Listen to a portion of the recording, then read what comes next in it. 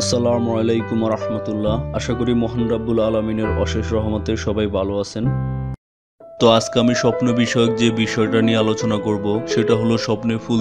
তো চলুন কথা না বাড়িয়ে শুরু করি আজকের আলোচনার বিষয়। হযরত জাবের মাগরিব রহমতুল্লাহ আলাইহির মতে স্বপ্নে গোলাপ ফুল দেখিলে মান সম্মান লাভের নিদর্শন, স্বপ্নে শ্বেতবর্ণের ফুল দেখিলে সুখ শান্তির লক্ষণ, স্বপ্নে লাল রঙের ফুল দেখিলে পুত্র সন্তান লাভের নিদর্শন কিংবা ইহপরকালের বালাইয়ের লক্ষণ। হযরত ইব্রাহিম কারামনি রহমতুল্লাহ আলাইহির মতে স্বপ্নে কালো রঙের ফুল দেখিলে কঠিন বিপদ আপদের আলামত অথবা শত্রু কর্তৃক ক্ষতি হইবার লক্ষণ, স্বপ্নে হলুদ রঙের ফুল দেখিলে নতুন করিয়া সফলতা লাভের আলামত, স্বপ্নে সবুজ রঙের ফুল দেখিলে কাহারো সহিত মনোমালিন্যের অবসান ঘটিবার লক্ষণ, স্বপ্নে নীল বর্ণের ফুল দেখিলে আত্মীয় স্বজনদের মধ্যে কাহারো কঠিন রোগ হওয়ার আলামত কিংবা কাহারো মৃত্যু হইবার লক্ষণ মনে করিবে, স্বপ্নে ফুল বাগানে ভ্রমণ করিতে দেখিলে স্বপ্ন দর্শনকারী অত্যাধিক বিদ্যা চর্চা করার নিদর্শন।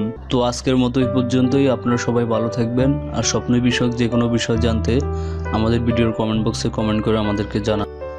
আপনাদের যদি কোনো প্রশ্ন বা মতামত থাকে আমাদের ভিডিওর কমেন্ট বক্সে জানাতে পারেন।